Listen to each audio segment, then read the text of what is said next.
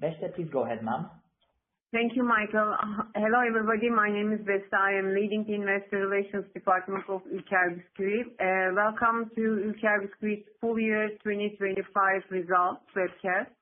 Here with me in the room are CEO Özgür Kölükfakı and our CFO Fulya Banu Sürücü is here.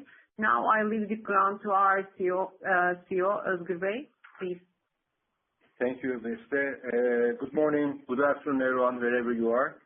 And thank you for joining lker Bisku's fourth quarter and full year 2025 earnings call. I'll walk you through our results, strategic progress, and also 2026 roadmap.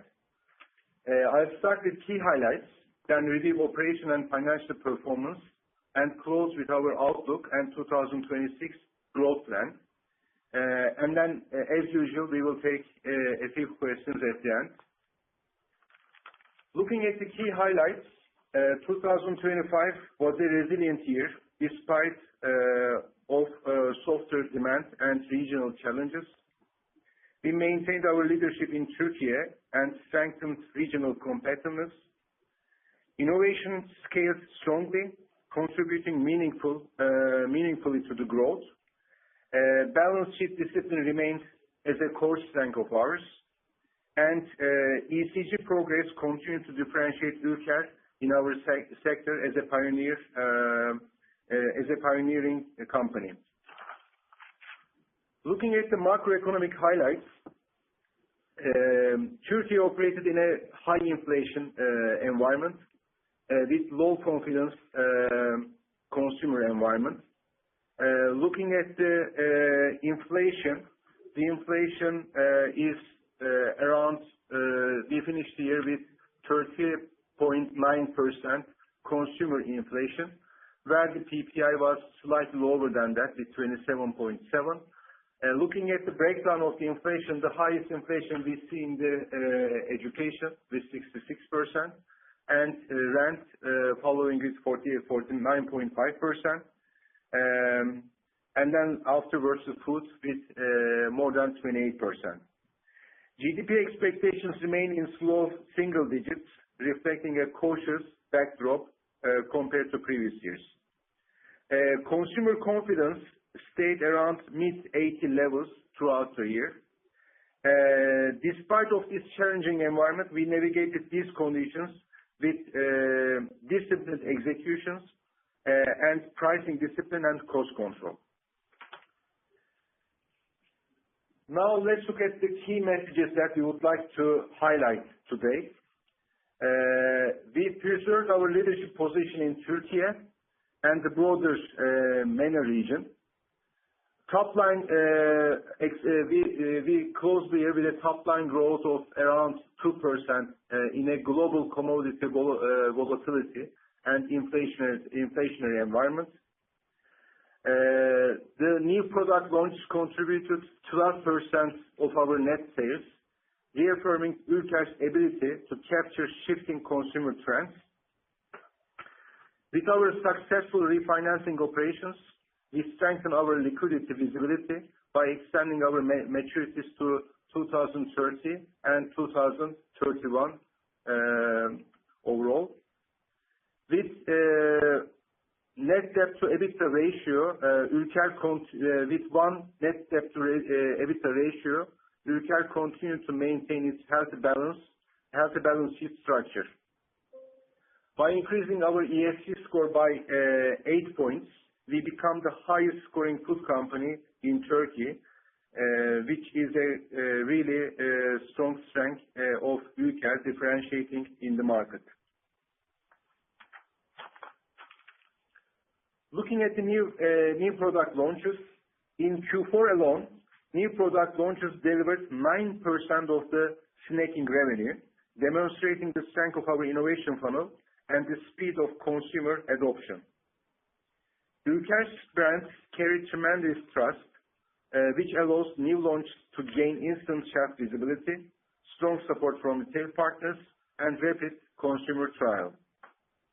Our Q4 pipeline targeted the right consumer needs, taste-driven indulgence, portion control, gifting formats, and family-friendly concepts, all supported by strong in-store activation.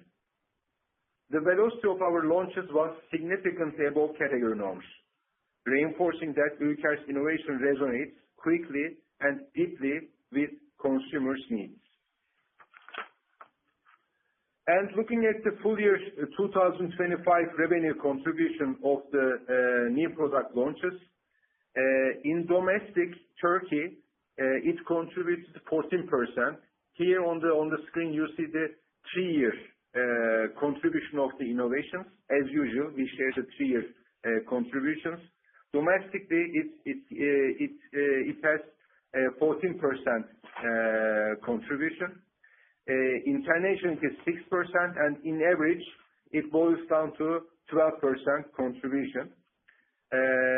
This sustained contribution confirms that innovation at Ülker is systematic, predictable, and repeatable, supported by strong R&D, agile manufacturing, and best-in-class distribution.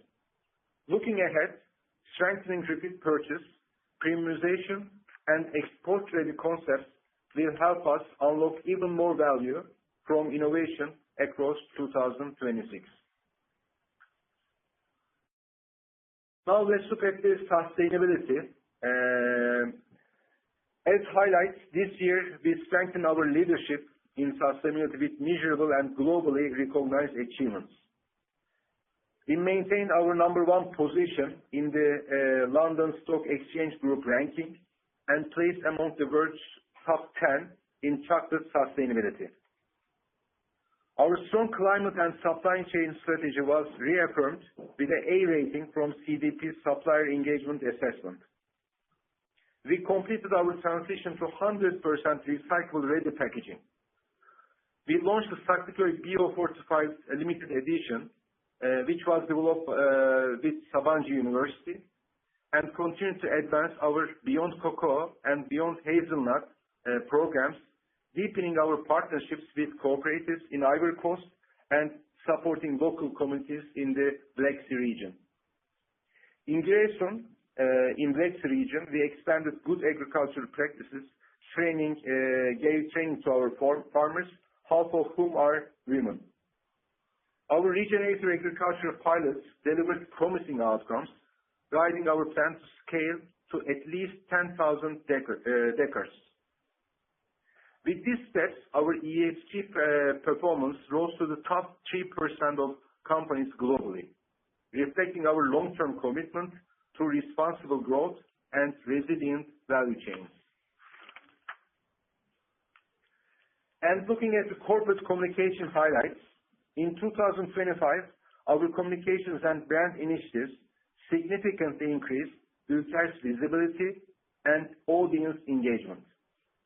One of our strong brands is Çizimen, and the Çizimen Osimhen campaign. You know, Osimhen is one of the world-known football stars playing at Galatasaray. By the way, for the Galatasaray fans, congratulations for the last night's match. As you know, Galatasaray scored 1-0 against Liverpool in the Champions League. So with this Çizimen Osimhen campaign, this achieved remarkable impact, delivering 9 million reach and 29.1 million impressions. The Ülker Chocolate Istanbul launch reached 4.3 million people and generated 5 million social impressions, while the competing with their Heart series highlighted the inspiring stories of 5 Paralympic athletes. I would like to just give a highlight on Ülker Istanbul Chocolate, which was a social first innovation done first in our history. Taking Dubai as a kind of benchmark, which was a big success last year, which turned up as a kind of global trend, we as Ülker created Istanbul as a global trend in the chocolate industry, and which was a really big hit in the market. The Sustainability Press Conference further amplified these efforts, our efforts in the sustainability platform. Our Ülker My First Match project connected deeply with football communities through simultaneous films for the four major football clubs in Turkey. And ülker being one of the biggest supporters of sports, it was a big highlight for our 2025 plans. Through our TMPK partnership, we strengthened our sponsorship presence and shared our long-term sustainability progress, including our net zero 2050 commitment and roadmap. Additionally, our leaders represented the company at 10 major industry events as keynote speakers, reinforcing our position and ensuring that we are more visible than ever. Our people and employer brand highlights, looking at these highlights, in 2025, we strengthened our people-first culture and employer brand with major achievements. We are recognized as one of the world's best employers for the 5th consecutive year in the top employer certification. We are also recognized as Turkey's happiest workplace in the snacking category for the 4th time consecutively. Within our commercial talent program, which is designed to develop future leaders for our commercial functions, we welcomed 6 new talents to our organization. In 2025, as ambassadors of our Goya culture, we traveled a total of 20,000 kilometers across the country and captured the pulse of the field through 465 one-on-one meetings. We received Equal Salary Certification, a world-known certification important for diversity, which confirms that at an international level that we ensure equal pay for equal work. Covering more than 5,000 employees, we achieved a 93.2% success rate in the statistical phase, which confirmed that women earn an average of 1.2% more than men. Ülker became the first company in Turkey with over 5,000 employees to receive this certification, and also the first company worldwide in the snacking industry with more than 5,000 employees to be certified, which we are really proud of. In 2025, the employee engagement survey included blue-collar employees and the Godiva field team for the first time. Our engagement score reached 89%, which is the highest level in the 5 years. We redesigned our diverse agenda in line with our IDE values. Our mentoring programs have brought 1,015 employees into our mentoring network since 2021, reflecting our learning organization culture. We launched in Turkish Senin için iyi gelecek program. It will be good for you program for our blue-collar employees, reaching 750 colleagues. So, after these highlights, let's look at our operational performance, which I'm sure you are all curious for. Looking at full year, in Turkey, we delivered 2.1% net sales growth, a resilient outcome given the sharp deceleration in consumer demand in the second half of the year, especially the unusually weak December period where purchasing power fell faster than anticipated. EBITDA erosion driven primarily by gross margin pressure. The category mix was also unfavorable.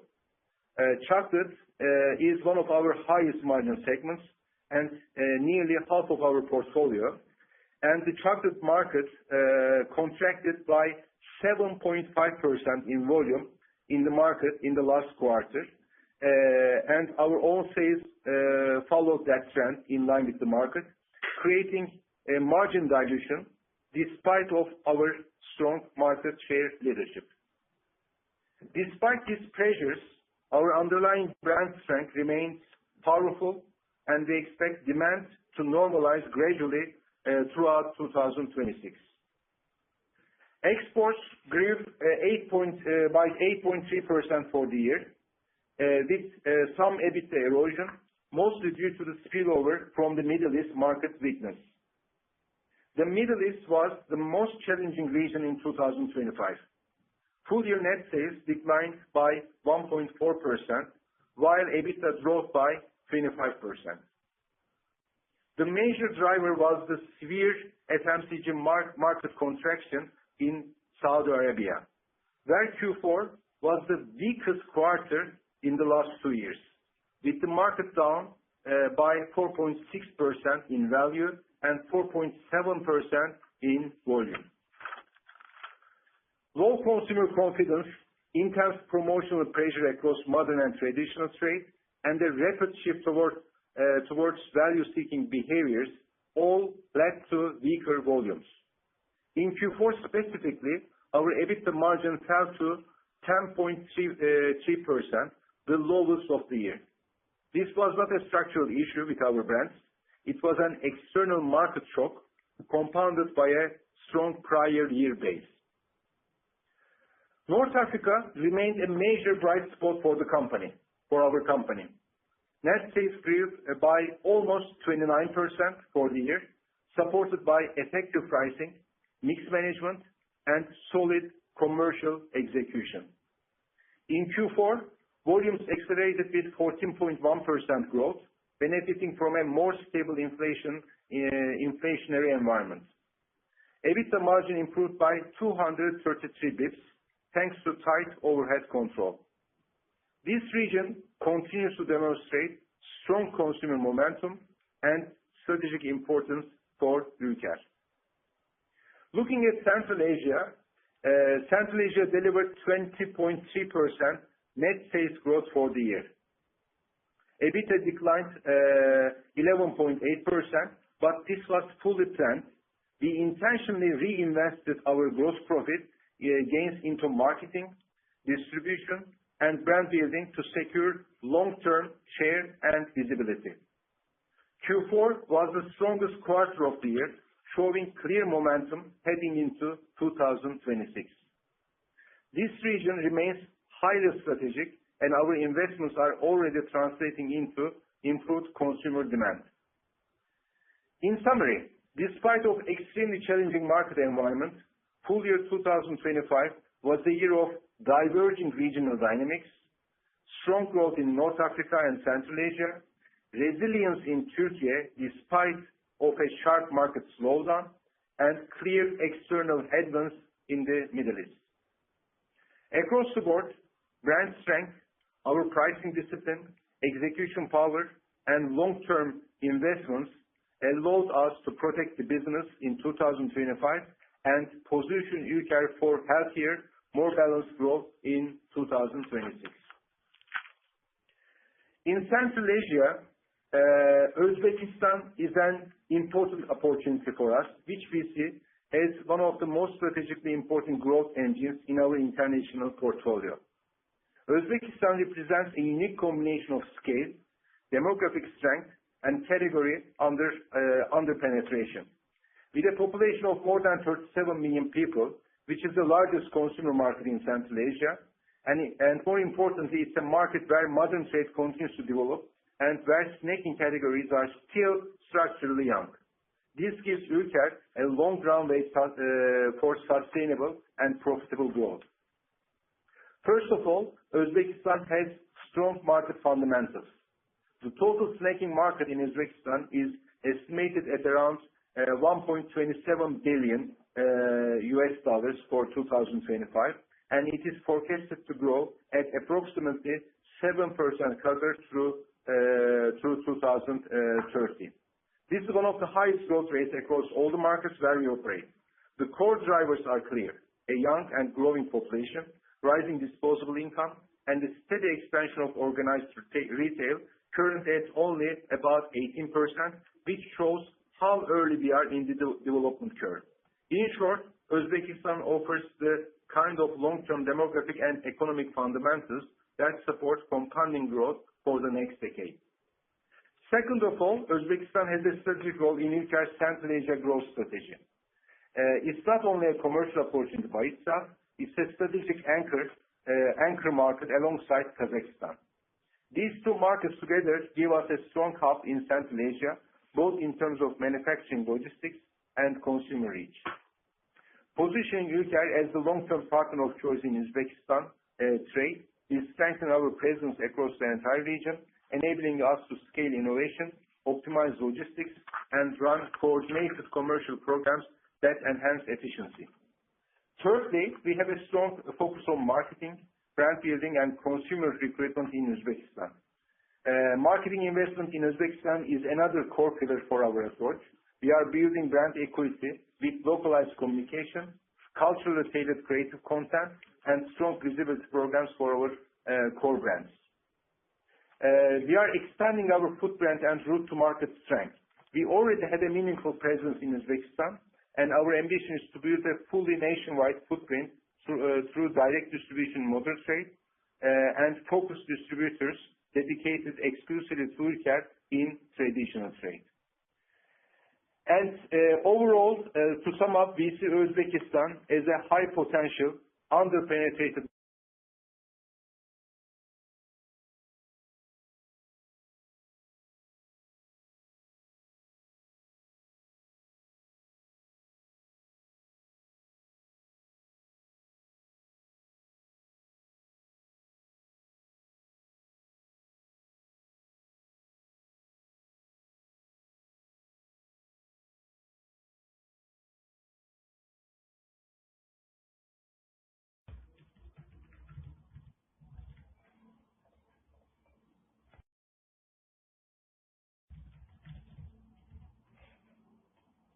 Ladies and gentlemen, please stand by.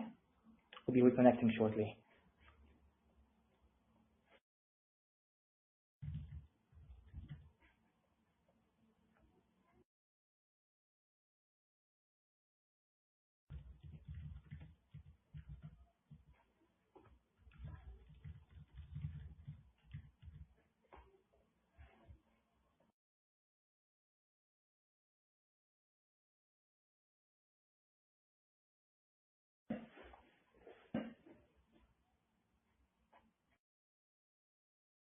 Ladies and gentlemen, please stand by. Yes, please go ahead. We can hear you. Please go. We can hear you now. I think the line was broken in this slide. I'm rewinding from the slide.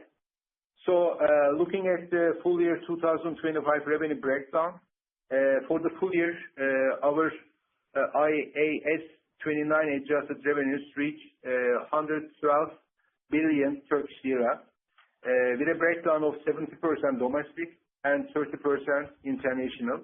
This mix has been one of our biggest strengths, allowing us to smooth out volatility and protect the P&L even when certain regions face temporary pressure. Our domestic market, looking at this domestic market starting with Turkey, generating nearly 70% total revenues, it continues to be the foundation of our business. Despite the softening in demand we observed, especially in the last quarter, the domestic market remains robust from a structural standpoint, supported by our powerful brands, unparalleled distribution network, and category ownership.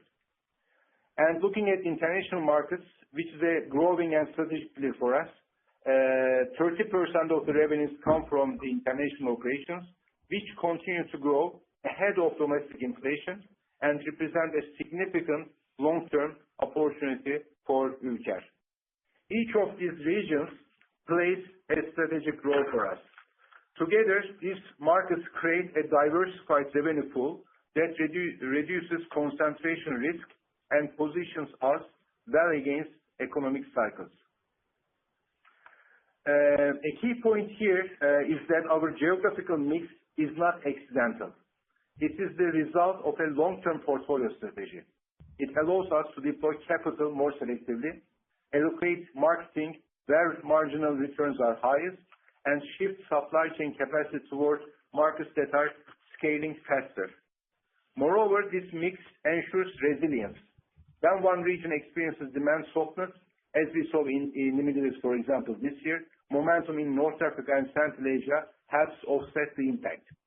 This is one of the reasons our overall full-year performance remains broadly stable, even under challenging Q4 conditions. Our strategic priority is to maintain this balanced revenue distribution while accelerating growth in high-potential regions. This mix allows ülker to remain competitive, flexible, and highly resilient regardless of the macro cycle. In short, our geographic revenue mix is a strategic advantage, not just a reporting line. It gives us scale where we are strongest, growth where the opportunity is rising, and resilience across the entire portfolio. This balanced structure positions Ülker exceptionally well for sustainable, profitable growth in 2026 and beyond. In 2025, in Turkey, which is our admiralship country, we have risen to leadership across all FMCG companies with 5.1% with the source of Nielsen. While our closest competitor remains at 4.2, as I said, Ülker leads the market with 5.1 sales value share, looking at the entire FMCG market. This result clearly reflects our brand's strong consumer preference, our excellence in category management, and the impact of the strategic actions we carried out throughout the year. In the highly competitive FMCG landscape, this leadership not only demonstrates our current success, but also strongly signals our future potential. Our position is a solid outcome of our sustainable growth strategies and the right moves we make based on field insights and consumer understanding. Looking at the market share, geographically, our influence spans Turkey, the Middle East, North Africa, and Central Asia, where our brands continue to deliver strong performance and high consumer engagement. We hold a strong leadership with 34% share in Turkey in total biscuit, chocolate, and cake categories, a 27% share in Middle East biscuit market, a 14% share in North Africa in biscuit category, and a 14% share in Central Asia in chocolate category. These numbers emphasize our ability to maintain momentum in both mature and emerging markets. This regional presence positions us as a key player with sustainable long-term potential. So, after this operational performance, let's look into our financial performance. I'm leaving it to our CFO, Fulya. Over to you. Good morning, good afternoon, good evening, everyone. Thanks for joining our full year results and Q4 results webcast. Özgür Bey, thank you for your comprehensive overview of our strategic direction and the marketplace. It's now my pleasure to go through the deep dive analysis into our financials. So before I go in detail for Q4, let me just summarize how I see 2025. As we close 2025, we remain committed to driving operational efficiency and strengthening our strategic market position. Fourth quarter presented a very challenging macro environment, but I believe that we navigated through these challenges with discipline and decisive actions. So when we go through more in detail in Q4, in two of our core regions, Turkey and Middle East, demand conditions softened. Market, especially in chocolate category, declined more than projected and estimated in Q4, and highly in December 2025. Inflationary pressures continued to put pressure on consumer purchasing power, especially in Turkey, and several Middle East markets experienced macro headwinds. Month of December, which historically showed a seasonal uplift, came in below historical trends. Despite all these conditions, consolidated volume declined only by 0.7% in Q4. Turning to revenue, we see a 6.6% decline versus prior Q4 2024. Reasons being softer demand, as I have shared, overall market contraction, chocolate market contraction especially, and with that, product mix normalization and shift following the high base effect created by last year's strong Dubai chocolate performance. All these factors, coupled with lower than expected sales volume, limiting our ability to fully absorb cost pressures, drive the margin dilution, and we landed at a margin of 24.9%.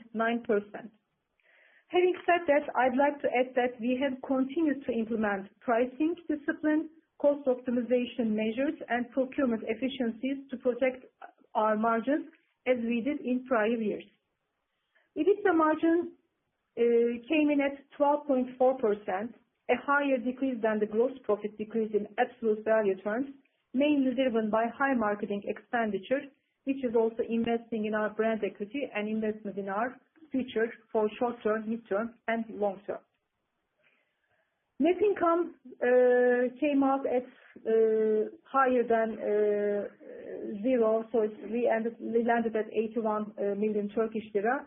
Net income was driven by four main factors: FX losses, interest gains and losses, deferred tax, and monetary gain and loss. So let me explain you one by one very briefly what happened and what drove our net income decrease. So I'll start with monetary gain and loss, which is basically an accounting entry driven by the inflation impact. In 2024, total inflation was around 44-45%, whereas this year's inflation landed at around 30-31%. So this decrease impacted our monetary gain, which reflected a decrease on our monetary gain. So that's number one. Number two is FX losses. You know, we have a hedge policy that dictates us a 65% closed position on the open position of balance sheet. We apply this policy and we are definitely committed to apply it in the future as well. However, our FX open position, which composes of Euro and USD chunks, changes. So while Euro increased by 36%, 37%, whereas US dollar increased by 23%, and with Euro open position being higher than the USD, we were hit by that in terms of FX losses. The other one, number three, interest gains and losses. So I'd like to highlight and underline here that interest expense and losses increase has nothing to do with our interest rates being higher. In fact, you know that we have completed a very successful syndication with much more favorable rates. The impact, the unfavorable impact comes here on this line is from the total interest income decrease versus prior year. And interest income decrease is related that we have paid Eurobond of $250 million, which was our outstanding Eurobond that was going to mature in October 2025. And the good thing is we paid it from our working capital generated cash, which also another item that strengthened our balance sheet. And deferred tax is also another accounting related item. Deferred tax expenses were higher in 2024 due to the reduction in deferred tax assets on tax losses carried forward. And in fact, in 2025, we see a normalization, which gave us a favorability. So to sum up, net income decreased by these four factors: two, accounting treatment; one, interest gains being global because we paid dividends and we paid Eurobond; and FX losses being driven by the higher Euro FX rate increase versus US dollar.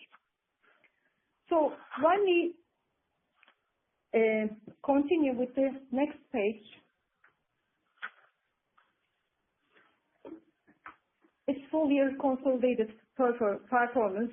Now stepping back from the fourth quarter and looking at the full year, you see that total volume decreased by 1.3%, total revenue increased by 1.7%, gross profit declined from 29.8% to 28.9%, and EBITDA at full year EBITDA we landed at 16.5%, and net income 4.4%, reaching to 4.9 billion Turkish lira. Again, I'd like to highlight something.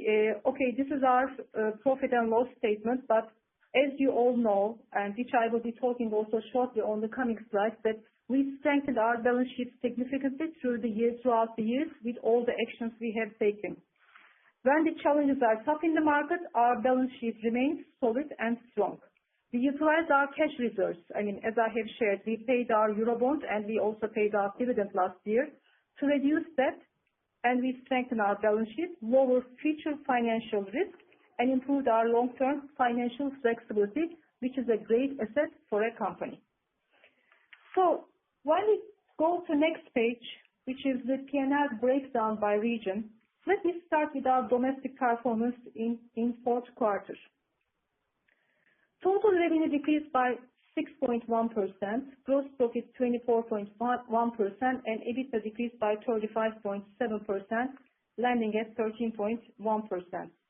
These figures reflect challenging results, but it's important to understand the underlying drivers first. First, market dynamics, both Özgür, our CEO, and I have also shared, were weaker than anticipated, and Turkish snacking market was broadly flat and slightly decreased, but however, chocolate category decreased significantly, which is 7.5%, the highest we have seen in history, and which was much more than what we have projected and estimated. And as you know, it has a very decent share in our portfolio in terms of revenue and profitability, which also impacted us. From a profitability perspective, the margin contraction driven by mainly three key factors. Input cost timing, which by that I mean mainly some long cycle raw materials that we are using that impacted us. Lower than expected demand, sharper market slowdown and decline, and product mix impacts. When chocolate market decreases, then there is a shift to other products which impacts the revenue and also margin as well. So turning to our international operations, fourth quarter international revenue declined by 7.6%, gross profit declined by 10.6%, and EBITDA decreased by 35.3%, landing 11% EBITDA margin. Gross margin was relatively resilient at 26.5%, and EBITDA came in at 972 million Turkish lira, corresponding to an 11% margin. Unlike Turkey, where the primary pressure was at the gross margin level, internationally the impact was more below gross profit. Saudi business was the main driver behind the softer EBITDA margin. As we have shared, and as also Özgür, our CEO, has shared, we have seen a significant decline in Q4, historic decline by 4.6% and by 4.7% market value and volume share declines in Saudi historically, which unfortunately impacted us significantly. Operating expenses remaining stable, lower sales volume being insufficient resulted in a temporary deleveraging effect, consequently, which resulted in EBITDA of 11%. But looking ahead, we view Q4 as a more concentrated period of a cyclical softness rather than a structural shift in our international business, and we believe that the fundamentals in our key markets remain very, very strong. On the next page, I will talk about our consolidated volume and revenue contribution. As you can see, in terms of volume, there is Q4 2025 and Q4 24 in terms of snacking pretty much stayed stable. 58% of our volume is mainly biscuits, 33% is chocolate, 9% is cake. Where we take a look at the snacking sales value, we see that their share is 55% is chocolate, 38% is biscuit, and 8% is cake. Comparing to Q4 2024, we see that chocolate share in terms of revenue pretty much stayed the same, and so did the biscuit. When we go to next page, I will talk about some key balance sheet highlights. So as of year-end 2025, net debt to EBITDA ratio stood at 0.9%, which is one of the major indicators of a very strong and solid balance sheet. And we have a great KPI here in terms of net debt EBITDA number. I believe that this is just a reflection of our disciplined financial management, strong cash flow generation throughout the year, and our continuous focus on working capital optimization. and this provides definitely a huge financial flexibility for the company. Speaking of working capital, I also wanted to share with you the working capital trend for versus prior year and this year on a quarter basis. You see that there is a 10 days improvement versus prior quarter in terms of our working capital numbers. And when you compare the beginning and ending numbers, working capital cash conversion cycles versus prior year, our ending numbers, the difference between those ending numbers is better than versus prior year. And as you know, we never announce a working capital target. Rather than when I receive questions from you, I keep saying that our objective here is optimization of working capital rather than keeping an eye on the numbers. So in terms of maturities, all of our financings are long term. As you know, we have completed a very successful financing, 5-year bullet in Q4 of 2025, which is first time in Turkey in the last 5 years for a corporate. And also, I am thrilled to announce today a very prestigious international recognition has been given to lker Bisku as the Turkish Deal of the Year award by Global Capital. And for those, I'm sure you all know, Global Capital is established in 1987, is a leading London-based publication, highly authoritative in global debt and equity and DCM markets. And if you take a look at the prior owners and winners of this award, you will see big, giant, very global, important companies. So we continue to execute and our very strong treasury policies. 65% of the net position was closed as of year-end, and $749 million of open position was hedged. So what we are saying is our policy of maintaining a prudent leverage will continue to preserve liquidity and sustain a strong balance sheet as a cornerstone of a long-term value creation. So back to our CEO. Thank you, Fulya, for the detailed explanation.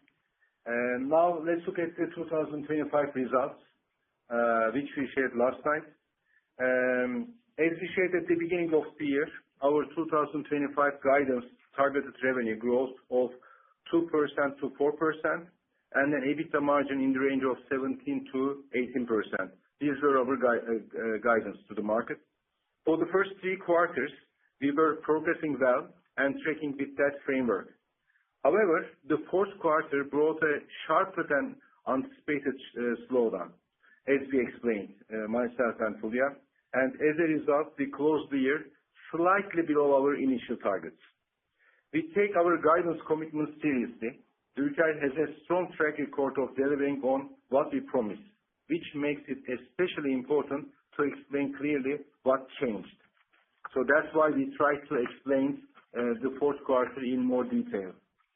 The shortfall was not driven by execution issues, rather by an unexpected and simultaneous demand slowdown across 2 of our core regions in the final quarter of the year.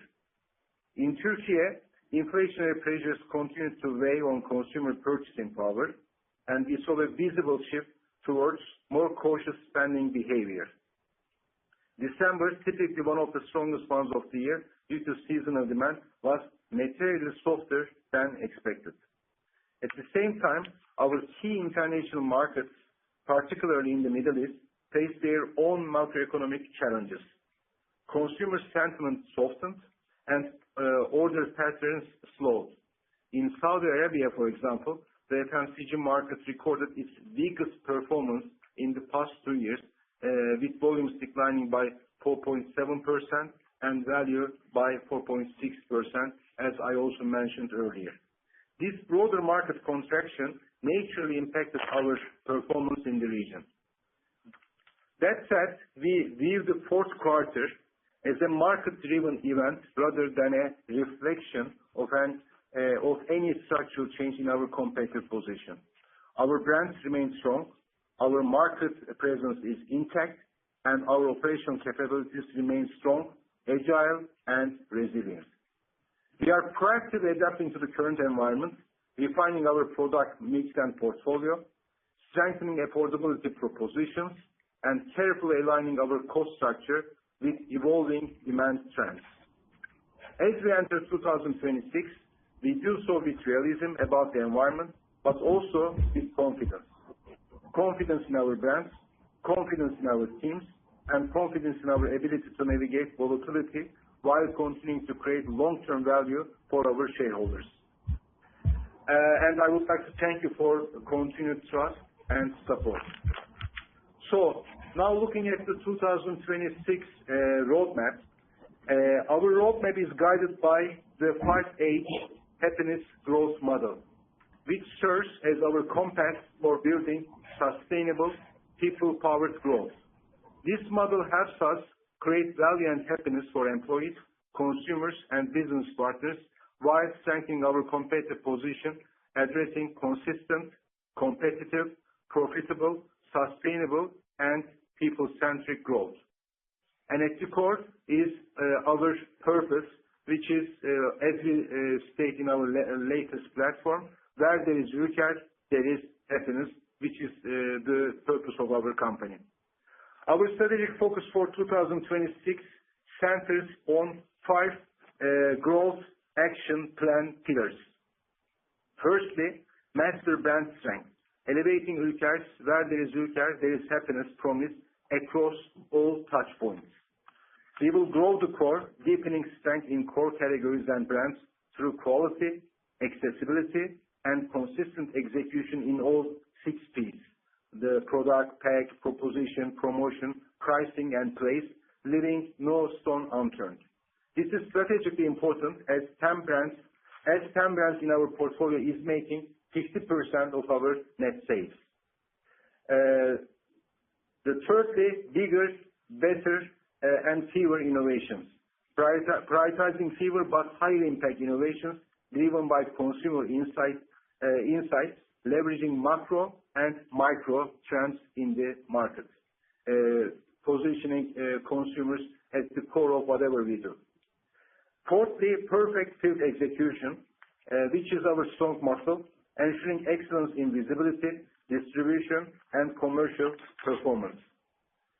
And lastly, operational excellence, improving efficiency, flexibility, and technology adoption across the value chain from source to shelf. Together, these priorities shape a growth plan rooted in people, performance, and long-term sustainability. And the biggest driving force will be our people, our talented people at the core of whatever we do. The year ahead represents a moment to build on our heritage while courageously shaping our future. Our performance in this challenging context reinforces that ülker is not only ready for this next chapter, but strongly positioned to lead it. In 2026, despite of the challenging context, we are determined to grow, powered by strong growth action plan in the light of our 5H happiness growth compass. So that's it from us. Thank you for listening, and we will be welcoming any questions you might have. Thank you very much for the presentation. We'll now begin the Q&A part of the call. In the meantime, we'll be opening a quick survey for our web participants. Your feedback is highly valued and greatly appreciated. The survey will remain open throughout the Q&A call. Regarding the Q&A session, if you're dialed in by the telephone, please press star 2 on your keypad. That's star 2 on your keypad to ask a voice question. If you are connected by the web, you may also ask a voice or a text question. We'll now give a few moments for any questions to come through. Thank you very much. Our first question comes from Ms. Evgenia Bistrova from Barclays. Please go ahead, ma'am. Your line is open. Thank you very much. Hello and good afternoon. Thank you for the presentation and the detailed explanation of all the things that happened in Q4. I have three questions. So my first one is about the domestic market, so about Turkey. I was just wondering if you could provide color in terms of how the first 2 months of the year are going. Have you seen a recovery in demand and consumer demand or in your volumes in the first 2 months compared to Q4? My second question is about the Middle East. Given the current escalation in the region, have you already seen any disruptions in terms of procurement or logistics or on the demand side? And what are the tools available to you to potentially mitigate the impacts of the escalation? And my final question is about the Uzbekistan. Could you please provide maybe more color in terms of how we can quantify your plans in Uzbekistan? Should we expect higher capex this year, or will you mostly spend more on the OpEx side to expand your operations? Are you planning production footprint increase? So any details would be very helpful. Thank you.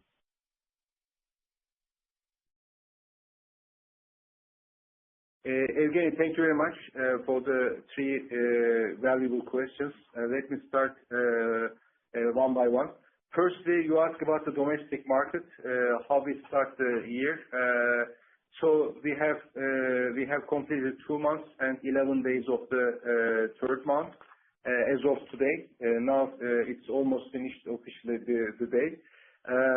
So I can say we had a stronger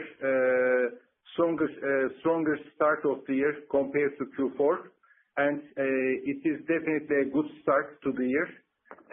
And as you know, we will be sharing our performance of Q1 in May as usual.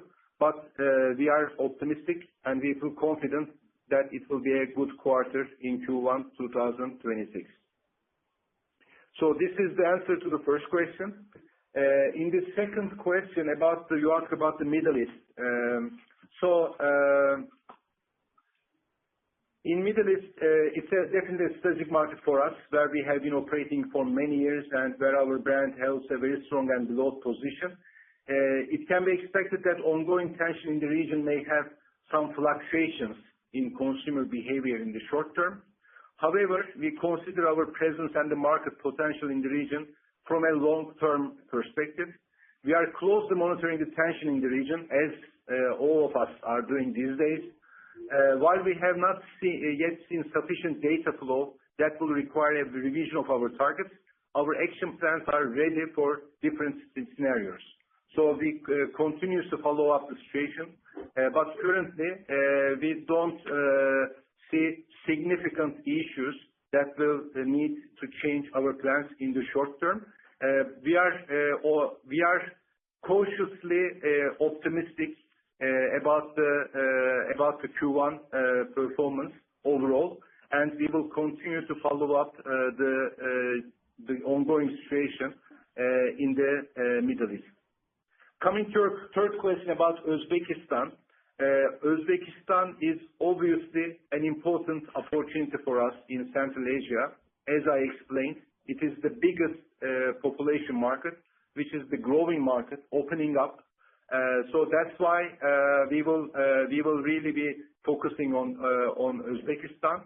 We don't have any capex requirements because we have already strong presence in Kazakhstan. As you know, we have a factory in Almaty in Kazakhstan, which is also there is no customs, in the region in Central Asia, so we can easily export our products from Kazakhstan and also across our other factories in the region. So from the production and logistics side, we don't have any issues in our territory. We have access to goods and services from other factories and from logistics-wise.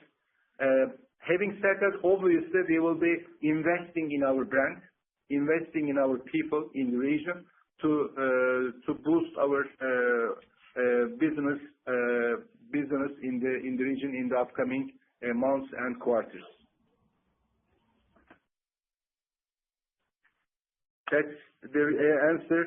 I hope it explains your questions, Evgeny. Yes. Thank you very much. Okay, thank you very much. We'll be moving to the next question. The next question comes from Mr. Cemal Demirtaş from Ata Yatırım. Please go ahead, sir. Your line is open. Thank you for the presentation. And first of all, I would like to say that we are very, very disappointed with the results. You gave some reasoning, but I want to further elaborate the reasons behind this 12% EBITDA margin. Could we assume it as a temporary thing or some other specific reasons that help us to clarify our expectation for the following year? Because with this picture, we have less visibility, at least in our side, and most of the investors are not only, unhappy with the missing, but also, being more nervous about where the company is really heading to. That might be quarterly changes for sure. I can understand that. But, what really happened in fourth quarter, I see some discounts in the fourth quarter, unlike the year-over-year, at least 50% increase year-on-year. What was the specific reason for that?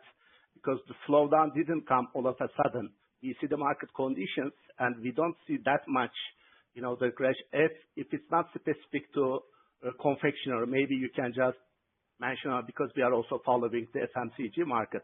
So my basic question is really, is it a temporary thing? Are you as shocked as we are from the investor side? Because 50% of the company is owned by the minority shareholders, like the investors. So it will be very helpful to give some relief about the following year. I know that you don't give guidance for the next year at this moment, but at least should we assume that with the cost balances, are you going to be able to maintain 16.5% levels as last year at least, or this 12% means anything else, anything that may sustain in the future? I'm just not voicing my opinion. Believe me, many investors are just following Ülker closely, and over the last several months maybe the performance was weak, and now I understand the reason, at least the short term, because that must be because this company value shouldn't be at this level when we look at the fundamentals and the size. But I don't know if it's going to happen now or in the future. Not some clarification or visibility is needed. And again, my question is, what was the effect of the cocoa price or other cost sides, and what was this discount, big discount at the stage, year-end closing kind of things? And of course, is it temporary, or should we remain cautious because it will definitely have impact on the view of the investment community? Thank you very much for listening at least my criticisms and questions. Thank you very much. Thank you, Cemal Bey, for sharing your thoughts and the questions. The short answer to your question is indeed it is temporary. Looking ahead, while Q4 environment was challenging, we see it as a market-driven event rather than an erosion of our competitive position, for sure. We are adapting our commercial strategies to the current consumer reality, focusing on the product mix and affordability, and we remain confident in the fundamental strength of our brands and our ability to navigate this environment effectively in Q1 and onwards in 2026. So as now we have almost finished, we finished 2 months and we are now 11 days past in March. We are cautiously optimistic about Q1, and we can say that we made a good start, and we will be announcing our Q1 results in May. Which you will now then understand that this is a kind of temporary result which you have seen in Q4. And maybe as a follow-up related to the cost side, last year, the cocoa price, increasing cocoa prices was the issue being asked.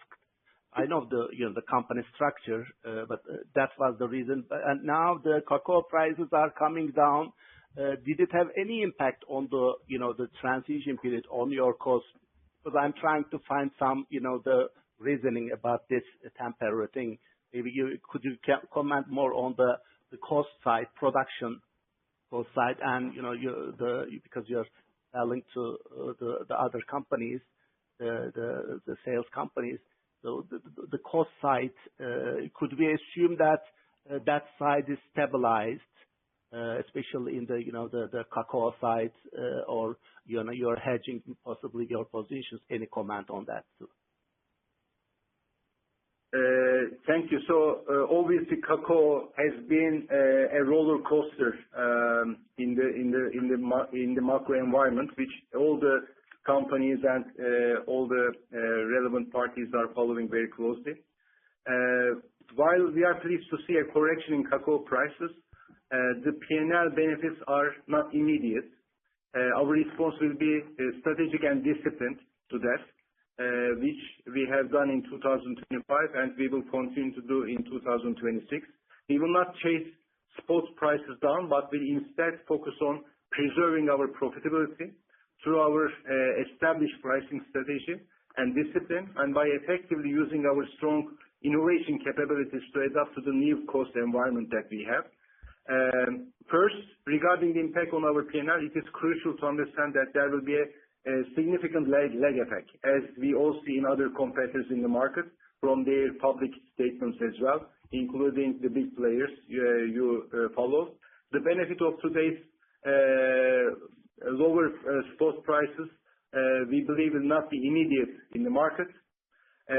Our fundamental pricing strategy is built on a cost-plus basis, with the primary goal of preserving our profitability in all pricing actions, basically. And we will keep up this discipline. But from the portfolio perspective, we will continue to provide affordable options, relevant options in line with the consumer trends that following the trends macro and micro in the market. So we feel confident that we have a strong, robust portfolio plan for 2026. Thank you.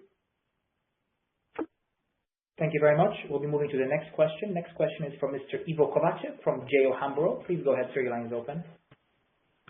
Yes, you hear me, right? You hear me? Yes, please go ahead. Thank you. Yes, sir. Thank you for the detailed presentation. Yes, we are a bit disappointed, as our colleague just shared with all of us. I think what we are missing here in this picture is both the cost side, which we just discussed, but also the reasons for the sales drop. And to my mind, I immediately see two very simple, perhaps stupid reasons, but I want you to comment on that. One is clearly this move to these special drugs and injections, GLP-1, people try to target obesity problems. Do you think that has any effect on your sales? That's one thing. And the second thing is, obviously, we went through a period of this Dubai chocolate, the green thing, right? And it was fashionable for a bit. It was crazy expensive, right? And maybe now it is not anymore. So does this have some effect? Why is this sales drop? That's what I'm trying to understand. Thank you. Thank you. Yes, Ivo, thank you very much for your question. Let me answer the question. So the drop in the sales in the Q4, as we explained, is for mainly two reasons. The first one is the softening demand in Turkey, in the chocolate market, which is the one of the biggest categories that we have in our portfolio. And from the mix side, also the more profitable part of our portfolio. we have seen in the market a decline of 7.5% in volume, which we have seen the first time in many years in the chocolate market. This is also based on the base impact of Q4 of 2024.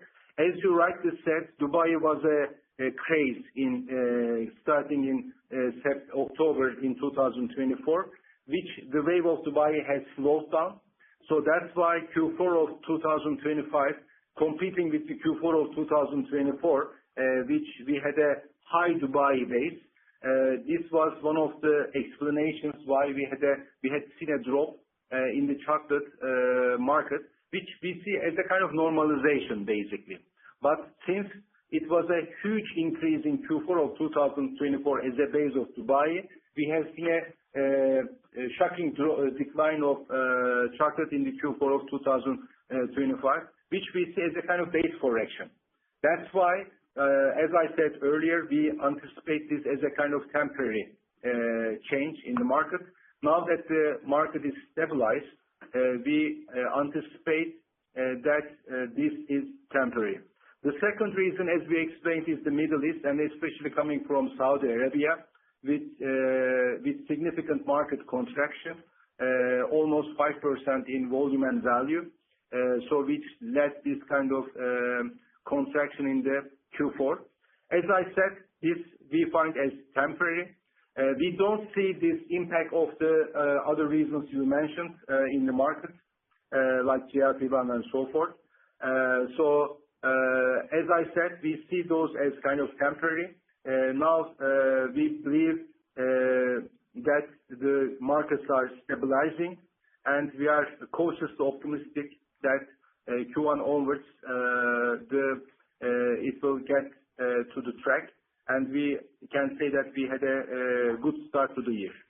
I hope it explains your answer to your question, Ivo. Okay. Yes, I hear. Okay, thank you.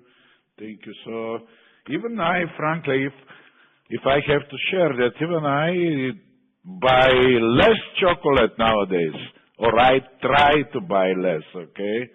Which is not easy, man, but okay. Can you hear us? Yes, I do, yes. I don't think they can hear us. Yes, okay. Yes, we hear you. Yes.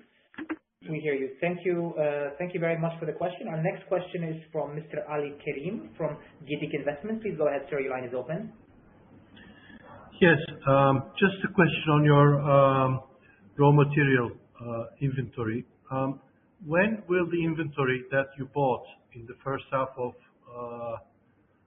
2025 run out, and you will be able to price in the new basically lot?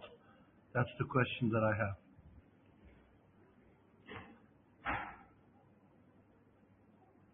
Please stand by. The team is reconnecting.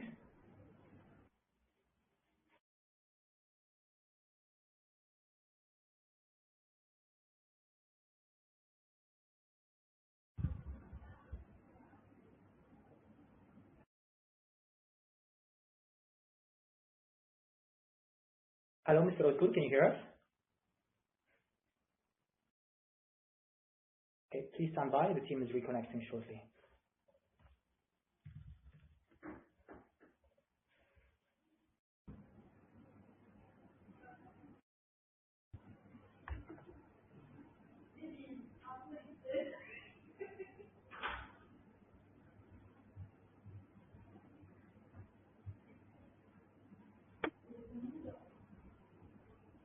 Can you hear us now?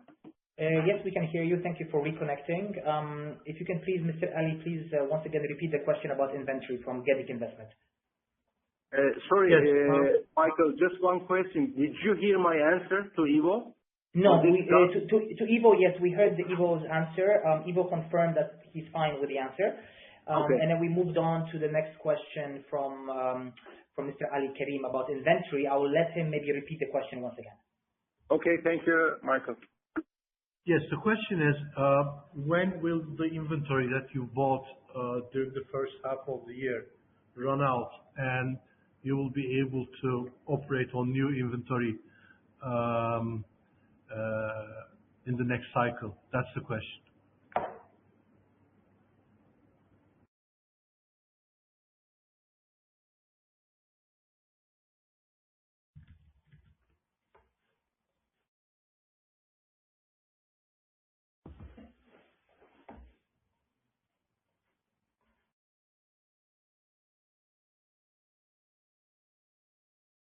Hello?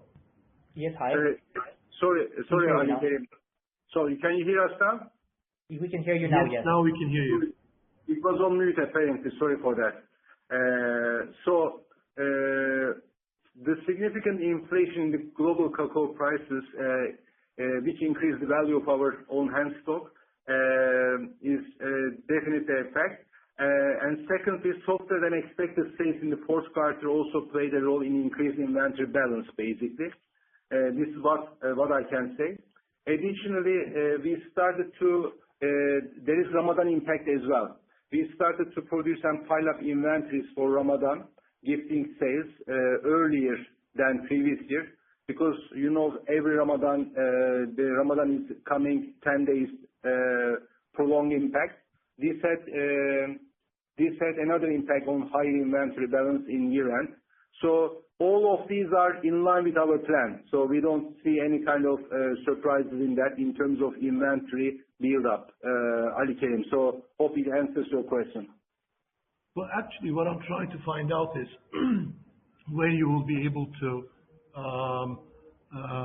operate on the lower cacao cost, which is down now from last year.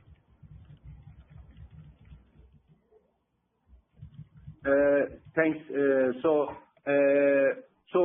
as you know, us and all the major players in the market in such a kind of critical raw materials, we obviously work with some cover. And based on the current strategy that we have, we as per our budget and planning, we will have step by step move to the lower price cacao prices in the upcoming period.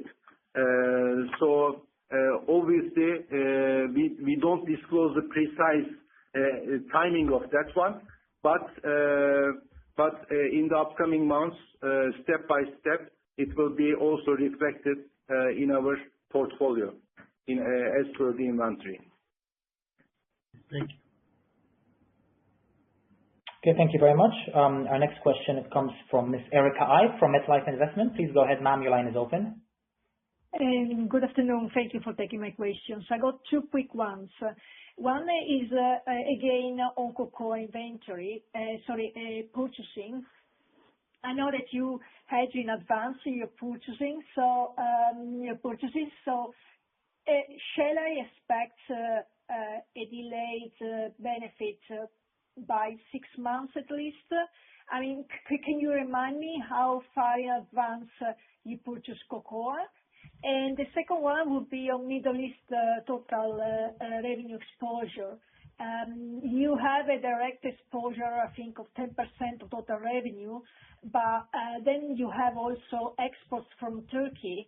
And I'm wondering whether within these exports you have some exposure, you export basically to Middle East. That's all I have.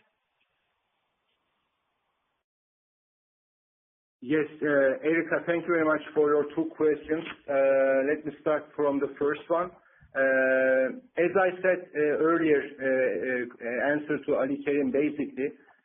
So obviously we work with some buying and hedging strategy in such a critical raw material as cacao.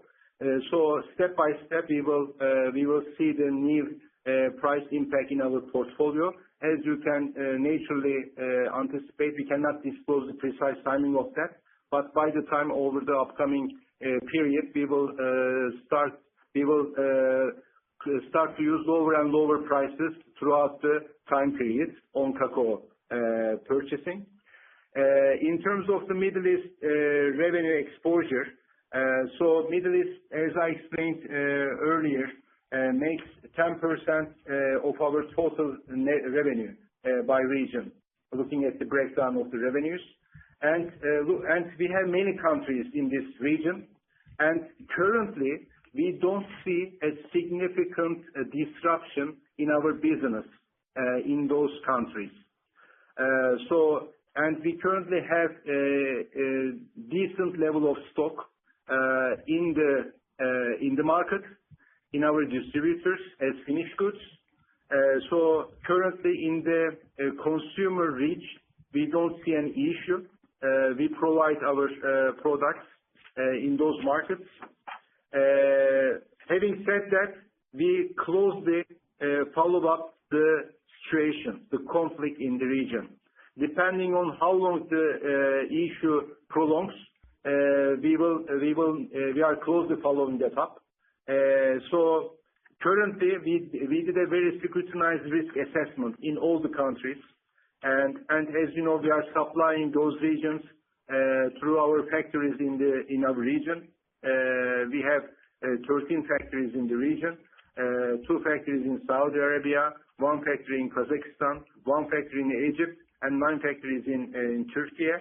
Currently, in most of the countries, we don't have issues of logistics.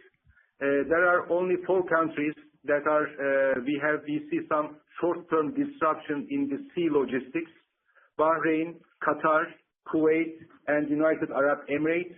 Having said that, even in these 4 countries, we have a decent level of stock in the market for the short term. And by the time, as also we have been working logistics-wise, alternative solutions, which is as mitigation actions, we are following that up. So we are cautiously optimistic that this conflict do not prolong long time and the situation goes back to normal. But for the worst case, we also have mitigations plans in place. Having said that, all in all, this for the very worst case, it won't have any very significant impact in our business. This portion of the business in our portfolio. Thank you. And just to have a sense, how much of your total inventory passes through the Strait of Hormuz in general? No inventory from these regions. So that's why I can confidently say that from the inventory side, we are not affected from the logistics challenge ongoing in this region. We have a local production in MENA region, as I said. In Saudi Arabia, we have 2 factories, 1 in Egypt also. So that's why from inventory perspective, from the key raw material procurement perspective, we don't have any issues. Thank you. Thank you very much. I'll be moving to the couple of text questions. The first one is from Joe Qatar from Global Gate Capital. Can you please give us any insights on cocoa hedging strategy?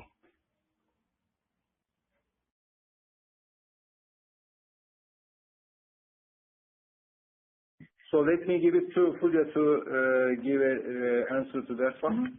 Thank you for the question. As you can imagine, and as we have shared in previous webcasts, we do not rely on spot prices. There is, always hedges for key raw materials and like FX numbers as well. But as our CEO has shared, we do not disclose any numbers. We do not disclose because it changes, by the way. There is not a strict policy because it changes and depends on the conditions and situations. But I cannot disclose any number, any timing, and it can also change. But we can assure you that there is always, our primary objective is cost predictability and supply security, and we plan and make our plans according to that. So no surprises from that perspective. That's all I can share. Everything is going in line with plan. Okay, thank you very much. Next question has come from Mr. Antonio Chan Sokmera from BCP Securities. Can you give us more color on EBITDA margins across your product lines and geographies, especially in Saudi Arabia? And can you comment on which raw materials have pressured margins, especially with cocoa prices being weaker versus 2024?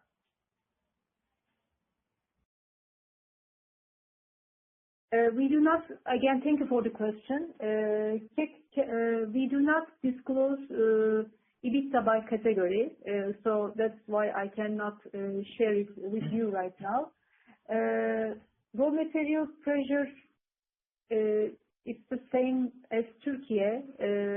There is no difference, but key raw materials procurements are, cocoa is from Ghana and Ivory Coast. Sugar and these are mainly procured locally. And oil, we have also contracts with Besler, which is another sister company under Yıldız Holding. So from that procurement of key raw materials, which are very highly critical, we do not have any issue or any disruption, or we do not see any risk for both Turkey and MENA regions. Thank you very much. Our next question comes from Mr. Pierre Lejeune from Allianz Global Investors. What are your expectations for the 2026 net leverage? Thank you for the question. So again, we do not like working capital and like net debt. We do not have a target, but all I can share is we will continue to have a healthy balance sheet. And in order to have a healthy balance sheet, key KPI, one of the key KPIs is net debt to EBITDA. We'll continue to strengthen our balance sheet. And we do not disclose any targets, but you can feel very comfortable that we will continue to have a very strong balance sheet. Thank you very much. It looks like we have no further questions at this point. I'll be passing the line back to the management team for the concluding remarks. Thank you for joining our call. And if you have any follow-up questions, please reach out to me or to my team. Özgür Bey. No, thank you very much for your participation. So as I said earlier, so despite of the challenging context, we are determined to grow, powered by this strong growth action plan that we have in 2026 in the light of our 5H happiness growth compass. Thank you very much. Thank you very much. This concludes our conference call. We'll now be closing all the lines. Thank you and goodbye.